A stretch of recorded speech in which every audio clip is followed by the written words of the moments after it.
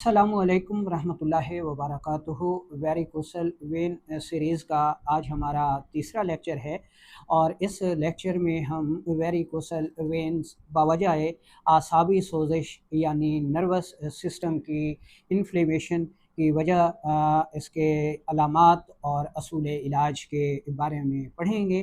तो चलते हैं बिना किसी देर के और शुरू करते हैं आज की इस इंटरेस्टिंग वीडियो को। अगर आपने हमारे इस चैनल हर्बल वर्ल्ड को सब्सक्राइब नहीं किया तो जल्दी से इसे सब्सक्राइब कर लें और साथ लगे घंटी के बटन को भी दबा दें ताकि तिब सेहत के मौजू पर हर नई आने वाली वीडियो आपको सबसे पहले मिलती रहे। दोस्तों, वेरिकोसल वेन मर्दाना बांझपन में एक अहम वजह समझी जाती है और इसमें खुशियों में मौजूद जो खून की नालियाँ हैं, जो शरियानें और वरीदें कहलाती हैं, वो फूल जाती हैं और गुच्छे की शक्ल इख्तियार करके मर्दाना बांझपन का सबब बनती हैं। सबसे पहले हम इसके आसाबी सोजिश के असबाब को पढ़ लेते हैं, उसके बाद अलामात, नब्ज़, कारूरे से तशख़ीस, लैब रिपोर्ट से तशख़ीस और असूल इलाज पढ़ेंगे। तो जब किसी मर्द की आसाबी तहरीक गैर तबई होती है तो ऐसी सूरत में दिमाग व आसाब में गैर तबई तहरीक से सोजिश और वरम हो जाती है, जिसके नतीजे में जो शरियानें हैं वो फूल जाती हैं और वरीदें फैल कर बढ़ जाती हैं और गुच्छों की शक्ल इख्तियार कर लेती हैं। वेरिकोसल वेन की यही वजह ही दरअसल इंतहाई पेचीदा सूरत है, जिसमें दोनों नालियाँ एक फूल कर बढ़ जाती है और दूसरी फैल कर, यानी शरियानें फूल जाती हैं और वरीदें फैल जाती हैं और गुच्छों की शक्ल इख्तियार कर लेती हैं और यही वेरिकोसल वेन की वजह का हकीकी बांझपन का सबब भी है। इसके अलावा जो दूसरे अहम असबाब हैं वो लोग इसका शिकार होते हैं जो चावल, दूध, मक्खन, मलाई और गाजर का जूस, ठंडे जूसेस इनका ज़्यादा इस्तेमाल करते हैं, वर्जिश नहीं करते, बैठे रहते हैं, वो इस मर्ज़ का ज़्यादा शिकार होते हैं।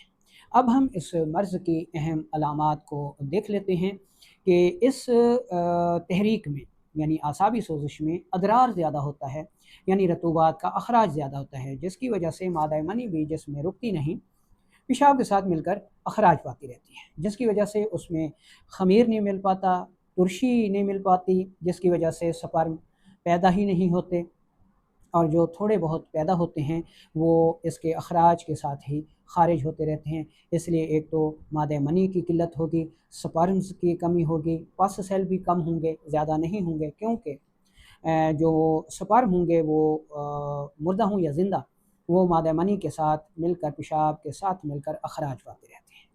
ठीक है। इसके अलावा दूसरी अहम अलामात में मरीज़ को मर्दाना कमज़ोरी होगी, खून की कमी होगी, ब्लड प्रेशर अमूमन लो रहता है, तो ये इस मर्ज़ की अहम तरीन अलामात हो गई।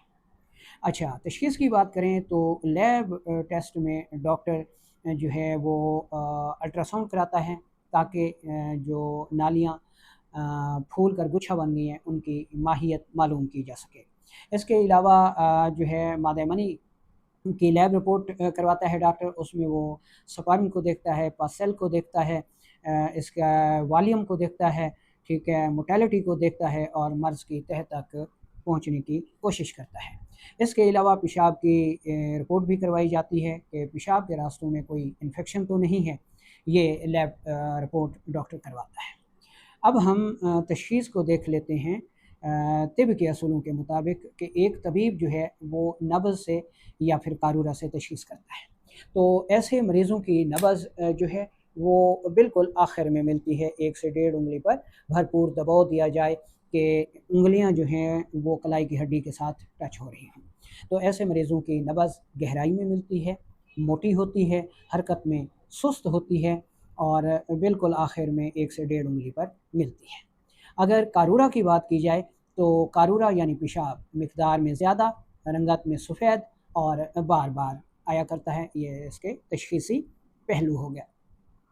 असूल इलाज की तरफ बढ़ने से पहले हम जो है सबसे पहले परहेज़ को पढ़ लेते हैं कि ये मर्ज़ चूँकि आसाबी सोजिश की वजह से होता है, नर्वस सिस्टम की इन्फ्लेमेशन की वजह से होता है, खिलते बलगम का की ज़्यादती होती है और ज़्यादती का सबब जो है वो ग़िज़ाएँ होती हैं जो कार्बोहाइड्रेट्स वाली हैं या फिर बलगमी ग़िज़ाएँ कहलाती हैं।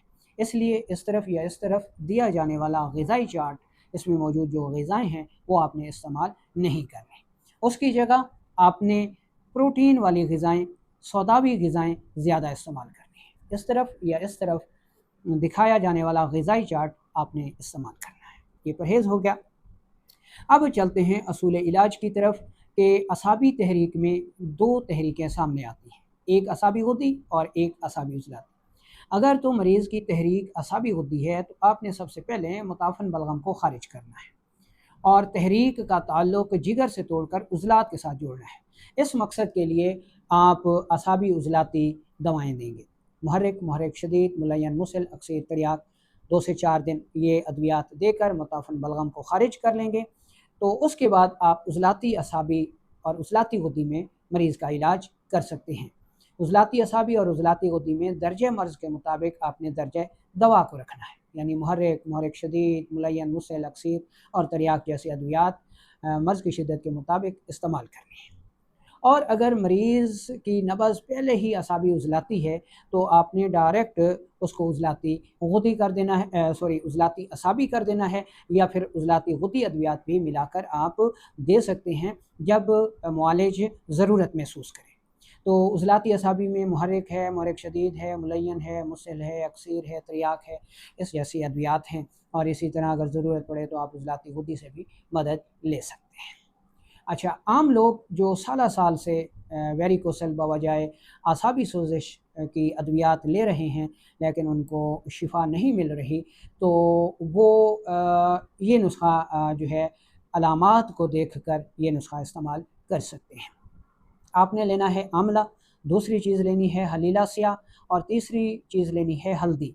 तीनों चीज़ें बराबर वज़न लेकर इंतहाई बारीक पाउडर कर लीजिए और चाय वाली चम्मच का चौथाई हिस्सा ताज़ा पानी के साथ सुबह दोपहर शाम इस्तेमाल करें। कुछ अरसे तक इस्तेमाल करें। इंशाल्लाह ये जो वेरिकोसल वेन्स का प्रॉब्लम है आसाबी सोजिश की वजह से ये दूर हो जाएगा, आपको सेहत मिल जाएगी।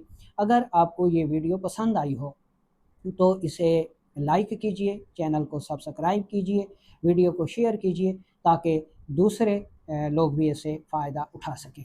अगर आप कानून मुफ़रद अज़ा सीखना चाहते हैं, आपके ज़हन में कोई ख़ास टॉपिक है तो लाज़मी उसका इज़हार कीजिए, मैं इंशाल्लाह उस पर वीडियो बना दूँगा। इसी के साथ इजाज़त दीजिए, अल्लाह निगहबान।